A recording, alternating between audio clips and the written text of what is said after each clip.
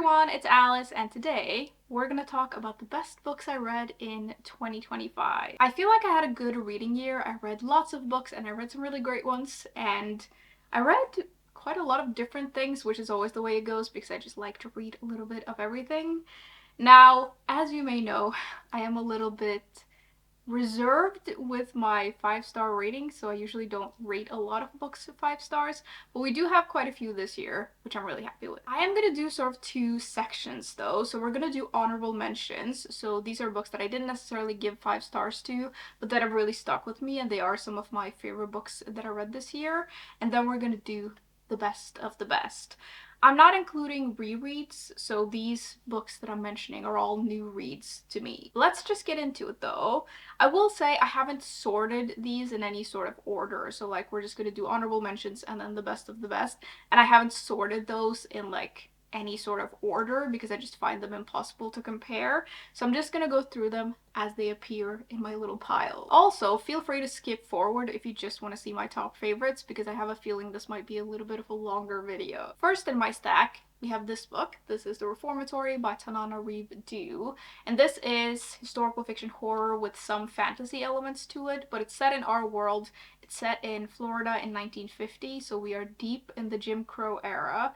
And the story starts off with this 12-year-old boy who gets into a conflict with the son of a wealthy landowner, and because of this, he gets sent to the Reformatory, which is a kind of school, and it is a terrible, terrible place. Not only is this school absolutely horrible, but this boy can also see ghosts, and there are quite a lot of ghosts at the school because a lot of boys have died there. And so the story is about that, but it's also about the true horror of the school and like the whole system. And a lot of the story, or basically all of the story, is this boy trying to survive this place and trying to find a way out of it. In addition to his perspective, we are also following the perspective of his sister, who knows that she needs to get him out of the school, otherwise he will probably not make it. And so we're following both the story of this 12-year-old boy and the sister sort of parallel. What I thought was so great about this book is that it really pulls you into the story, and we have characters that feel like real people and you really end up caring about them. I also think this is an interesting exploration of the time, and I really like how the supernatural elements and that part of the horror sort of ties into the story, because yes, we have these ghosts and there's like creepy things about that, but that is really just there to amplify the real life horror of this place, and it is so bad. I ended up loving the perspective of the boy the most, but I did enjoy the other one as well, and I do feel like this is just a very well-crafted story. It is gut-wrenching, and there are some like really horrible scenes in here, but it's the kind of book where I sort of felt like I couldn't stop reading because I couldn't look away, but I was very invested in these characters, and I got so stressed about what was gonna happen to this boy and like if he was gonna make it, so I just couldn't stop reading, and it's such a good book. There are some really horrible things in it, but it really makes you think and it makes you care. Secondly, we have a full-on fantasy book. It's The Will of the Many by James Islington, and this is set in this republic that is ruled by something called the hierarchy. And in this world, we meet a young man who, like, the republic has basically killed his whole family and he's the only one left and he has no one. And through sort of various complicated events, he ends up getting to go to this elite academy, and he's there in part to find some answers to some questions and solve some mysteries, but he's also sort of there to find a way to exact revenge on the system and the people who killed his family. No one knows who he actually is though, so he's keeping his identity hidden, and he is adamant that he doesn't want to participate in the whole system of the hierarchy. And there's a whole magic system in this book where, basically, very simply explained, the people at the top feed off of energy of the people below them. That's kind of like a simplified way of explaining it, but the magic system in here is really cool. It is a bit of a complicated book, but once you get into it, it's not difficult to understand at all, and it did not take me long to get sucked into this book, and I was so into it, and I just couldn't stop reading it. I think the world that we get to see in here is very interesting, and I do like that we get to see a lot of the world, or at least more parts than just the academy. Like, a lot of the book takes place in the school, but a lot of it also takes place outside of it. And I just thought the world was very interesting. I did have a few things while I was reading this that felt a little bit unbelievable to me, but overall I found it to be a very engaging book. And it's been a good while since I've been this like sucked into a fantasy book.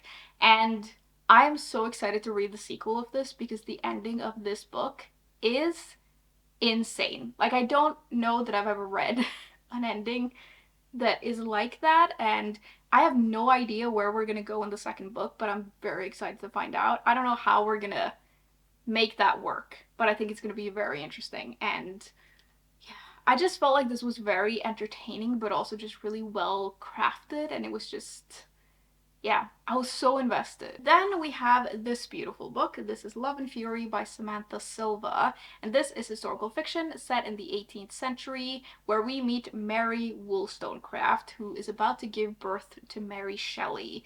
And we sort of follow her in the days leading up to the birth and some of the days after, and through those days we sort of go back in time and explore the whole life of Mary Wollstonecraft. This is obviously based on a real person, so this is a sort of historical fiction reimagining of the life of Mary Wollstonecraft, who was a writer and one of the world's first feminists. And I just really enjoyed this book, and I do generally really enjoy these kinds of reimaginings because I always feel like I both get to enjoy a fiction book and I get to learn a lot because I usually end up like googling things and looking things up, and I just find it to be very enjoyable. And the life of this woman was fascinating. It's a really beautiful story. It's well written and well crafted. I really liked reading about the historical setting, and we do also get the perspective of some other characters in here, which I really enjoyed. And even though I knew how this was gonna end, it still felt like a gut punch when I got to the end because I was just so invested. Next, we have got The Likeness by Tana French, and this is a mystery set in Ireland. And it starts off with our main character, this detective, being called to a murder scene. And the victim at that murder scene looks exactly like her, so much so that the other detectives actually thought it was her. And that's already very weird, but then it also gets weirder because this body has an ID card, which is an ID that this detective used undercover years ago. So there's definitely something weird going on. All of this is very strange and unsettling, and then as they start investigating this case, they run out of leads, and so the decision is made to send this detective into the life of the victim. And she ends up going, and in this victim's life, there was a group of friends who are all university students and they all live together. So she slides into that life and tries to find out not only who the victim was, but also who may have killed her. Although this is a bit of a chunky book, I flew through this. It felt very compulsive to me, and it is definitely a character-driven mystery, which I really like because one of my favorite things in books is reading about characters. And it has like some elements to it that I usually really enjoy in books. It has an academic setting, and it has a group of friends at the center of the story, and I really love those things in books, so it's no surprise that I really enjoyed this. I also just really like the atmosphere of this book and the whole vibe of it, and when I was reading it, like, I just couldn't stop reading. Moving on, we have another fantasy book. It's Blood Over Bright Haven by M.L. Wang, and this is set in this city powered by magic, and this city is protected by this huge magical dome, and everything inside of the city is advanced and everything outside of it is wild and dangerous. And the main character that we're following in here is a woman who has spent the last 20 years, basically all of her life, studying to maybe become the first woman to ever get admitted into the high magistry of this place. She gets in because she's really good at magic, but not everyone is happy about this. Some of her colleagues and peers are against it, and they end up trying to sabotage her by giving her a janitor as a research assistant instead of someone qualified.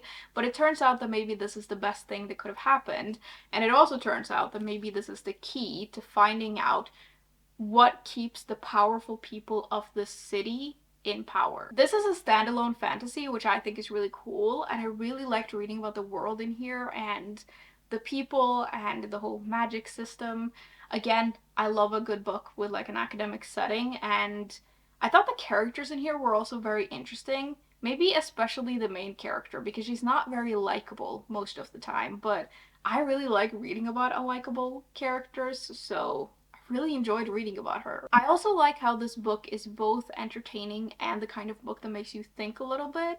It's not perfect, that there were a few things that didn't quite work for me in here, but I do think a lot of that is just like personal preference, and overall I thought it was great, and I'm really impressed with how I felt like we got to see a whole world and experience a whole full story in just one book. Next in my stack, I have got A Sorceress Comes to Call by T. Kingfisher, and I'm sure you're not surprised that a Kingfisher made it to this list because she's one of my favorite authors, and I've read several books by her this year, but this one is my fave. This is again fantasy, and it starts off with us meeting this young woman who lives with her mother, and her mother is not great. She can do magic, and she often uses this magic to control her daughter, and it's just not a great situation. And then things get even more complicated when the mother decides that she is gonna take her daughter and they're gonna move to this other place because she is dead set on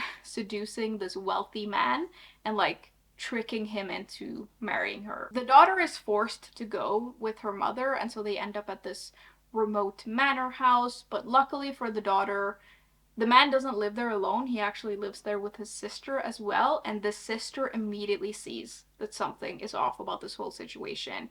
And so the story sort of ends up with like this sister and this daughter banding together to try and save everyone from this evil witch mother. This starts off quite depressing, to be honest, but as we get into the story, we get more into this like typical Kingfisher style that I like so much, where she mixes darkness and magic and humor all together. A way that this humor shows up is that there is a very protective flock of geese running around in this book, which I just thought was really funny. But there is also true darkness in here, in the mother, and then in some of the horror scenes that we get to see. Like, for instance, there is a scene with the horse in here that is really something else. I really liked this one though. It felt magical, and I felt like there was an intriguing story here, and I did also really enjoy the perspective of this sister.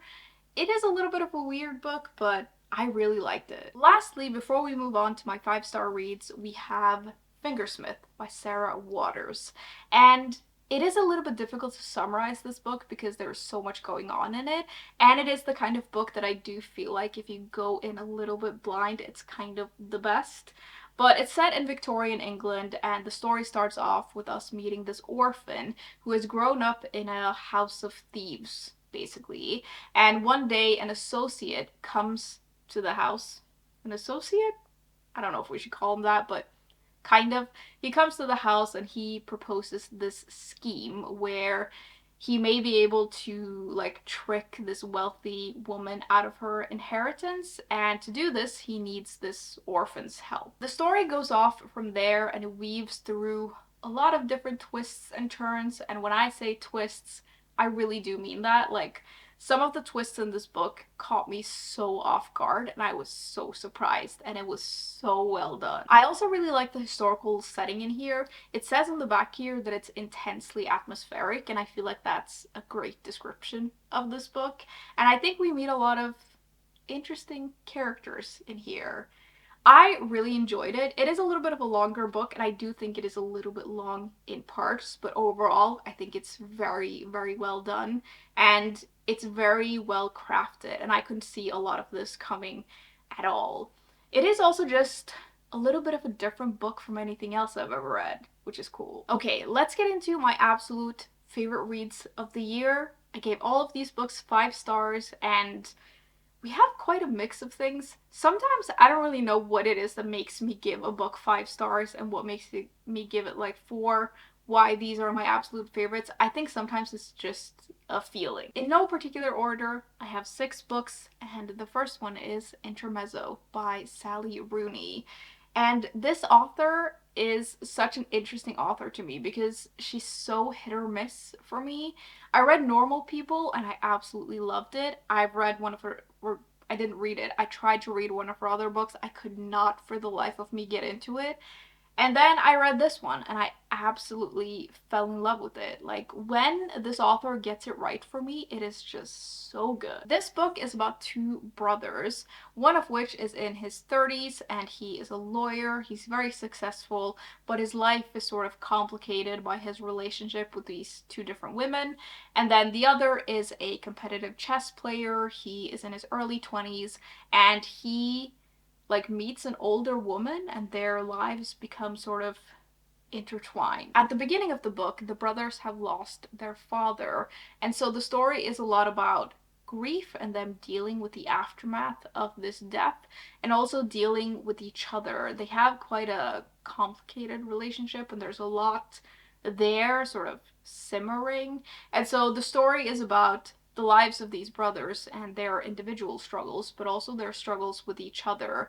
And the story is all about how they sort of journey through this period in their lives and evolve. As I'm sure you can tell by that description, this is a very character-driven book. Like, it's all about the characters. And I'm a reader who loves reading about characters. Like, that's one of the most important things in books for me.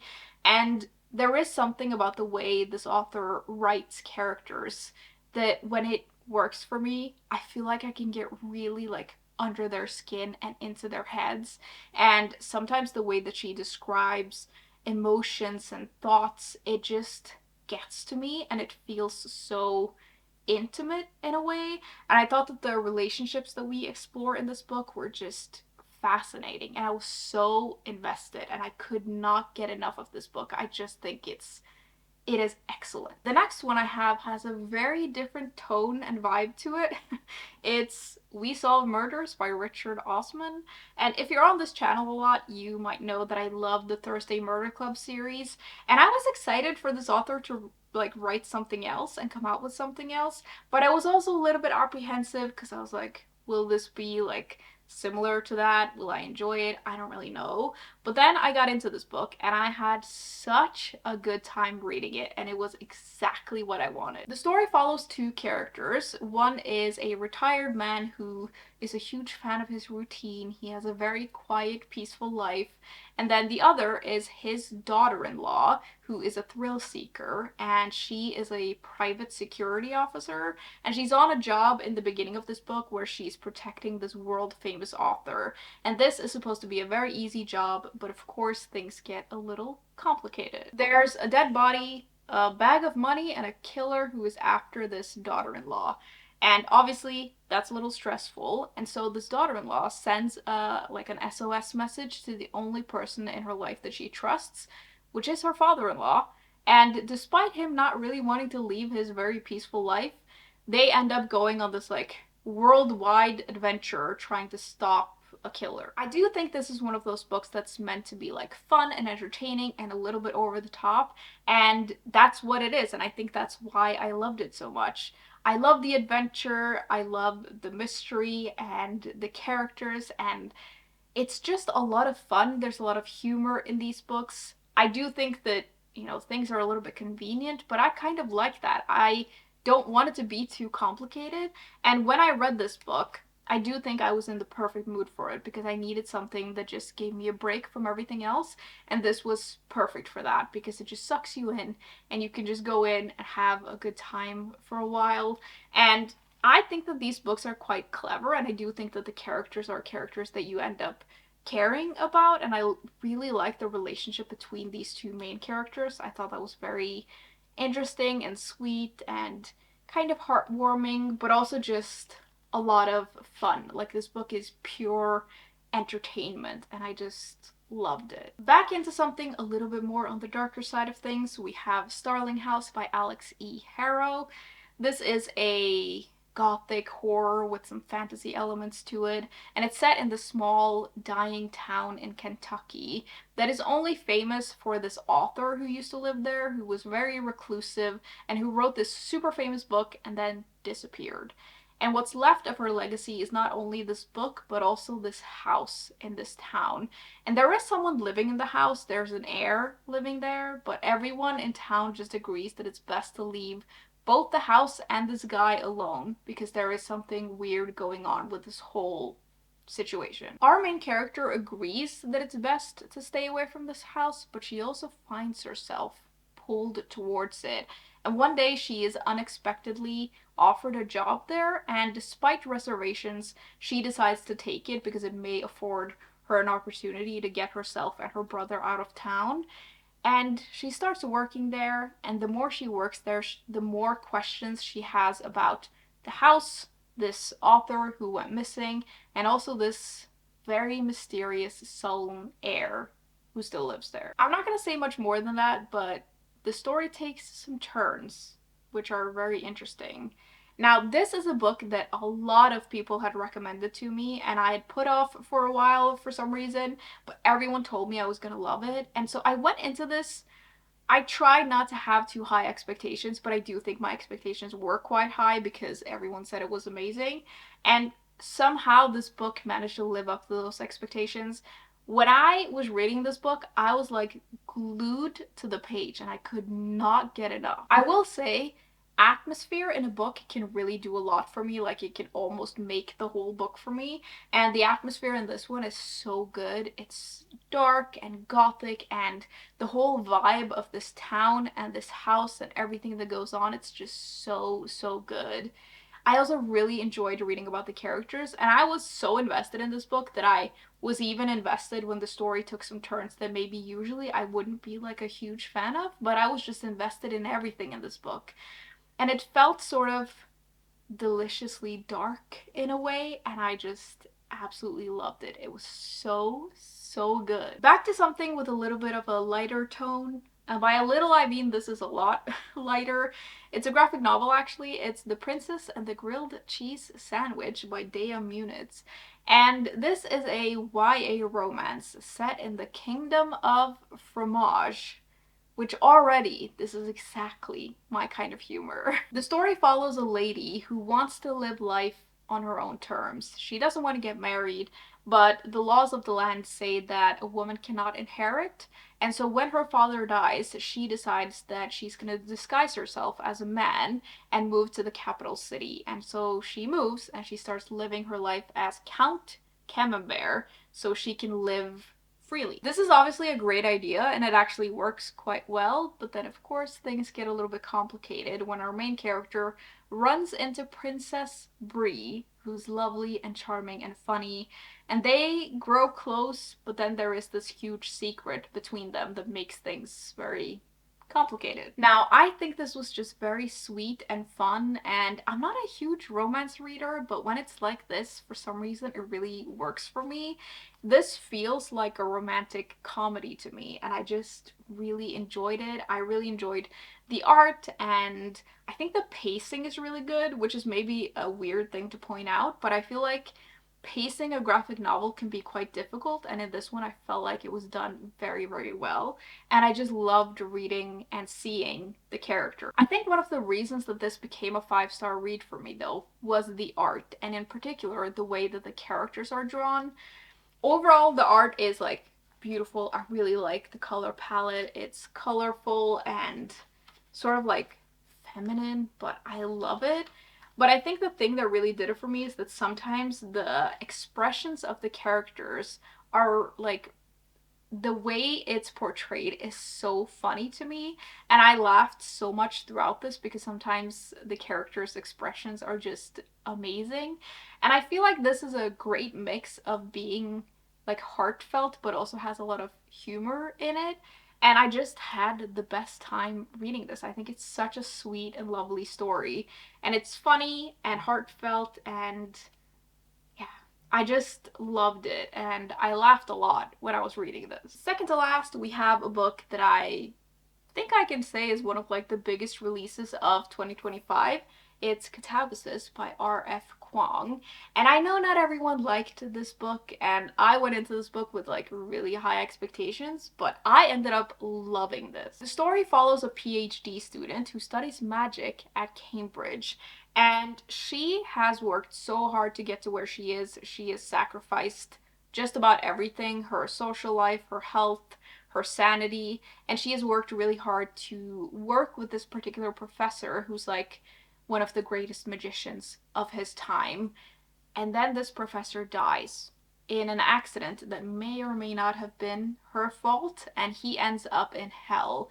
And her whole academic future hinges on this professor. So she decides that she's gonna go to hell and get him back. Unfortunately, her academic rival has come to the same conclusion, and so he decides that he's gonna go with her, and so off they go to hell to try and journey through this place to find this man that they don't even really like that much, but you know, they really need those recommendation letters, otherwise they are effed. If that sounds absurd, it is. And I think that's why this book worked so well for me. The story starts off right away with these characters journeying to hell and starting their journey through this place. And through their adventure down there, we're also sort of going back in time and peeling back the layers of these characters, and we get to know them more. And we also peel back the layers of why they've made this decision. Going to hell has like a very big price, and so you wonder like why they would do it, and you don't really understand it in the beginning, but throughout the book you sort of more and more things are revealed, and I just really liked that. I really liked learning more about the characters and trying to find out what in the hell they're doing down there and like why this is so important. I really love the split between us journeying through hell and going on this adventure and seeing different parts of it, and I really like how hell was constructed in here. It was very interesting. And then we're also unraveling the stories of these characters and life at Cambridge and studying magic, and I just really liked that sort of mix. It shouldn't really be a surprise that I really liked this book because I love a good adventure story, especially if it has like some fantasy elements to it, and that I also love reading about students and like academic life and things like that, and so that mix just worked really well for me. I know some people didn't get on with this book, but I just really liked it. It is very weird and it's definitely not for everyone, but I really like weird books, so I think it just worked for me for whatever reason. I even really liked the ending. I know some people didn't, but everything in this just worked very well for me. And in some ways I am a little bit surprised that I loved it so much, but yeah. I just, all of these elements together, I was just so invested and I thought it was so fascinating and interesting, and I loved reading about the characters, and all of this together was just, it was so good. Then at the very end we have The 13th Tale by Diane Setterfield, and this is a book that I had been meaning to read for such a long time, and I finally got to it, and I'm so happy that I did because I loved it. This is a gothic historical fiction mystery of sorts, and it starts off with our main character sort of out of nowhere being called to the house of this super famous author who no one really knows a lot about. Like, no one really knows where she comes from. Like, her background is sort of shrouded in mystery, much by the design of the author, but she is nearing the end of her life, and so she has decided it's time to tell her story, and for some reason she has chosen our main character to tell that story to. Our main character goes, and this author starts telling her the story of her life, and it's all about this one particular family, and the story is very peculiar. It has a set of feral twins, it has a governess, a ghost, a very particular garden, and a devastating fire. And so there's a lot going on, but slowly but surely this woman tells our main character this sort of amazing and very peculiar story. When I tell you that this book pulled me in, like, oh my god.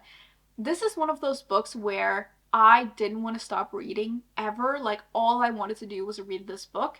then I also kind of didn't want to read it because I didn't want it to end. And whenever I come across a book like that, I know it's a 5-star read because it happens very rarely with me that I'm like so desperate to read it, but then I also don't want to read it because I know that I'm gonna be sad when it ends because I'm loving it so much. The atmosphere in this book is excellent. The whole story and the mystery is really cool. And I like how it was paced and how it switches between perspectives. So we're a little bit in this time where the author is telling the story to the main character, but then we're also going back in time and seeing this whole story. And there is so much going on and there are so many elements, but it's beautifully done. So it never feels overwhelming. It all just feels fascinating. And just the whole vibe of this book is like, it's so good, I don't even really know how to describe it. It's a fascinating story and it feels so well crafted. The characters feel well crafted. Like, I have no complaints about this book. And I'm even excited for a little bit of time to pass so that I can reread this because I know I'm gonna love it on a reread as well. And I'm not a huge rereader, and usually, even when I finish like books that I love, I don't always feel like, oh, I really want to reread that right away. But with this one, I really did. Like, I can't wait to reread it, and oh, it's just so good, and I loved it. That was the end of my stack of favorite reads, though. Now, I would love to know what your favorite reads of 2025 were. Please tell me all about it in the comments. Whenever I do one of these videos, I just love looking through the comments and finding books and adding them to my TBR. I don't really need more books to be added to my TBR, but a lot of the books that I end up reading and loving are actually recommended by you, so I feel like it's like a great way to find new books to read, and then everyone else can also go into the comments and find more books to add to their TBRs, and then we can all together be drowning under the weight of all of the books that we want to read. That was it for today, though. As always, thank you very much for hanging out with me today, and if you're seeing this around the time it comes out, Happy New Year when the time comes, and I will see you next year. Bye!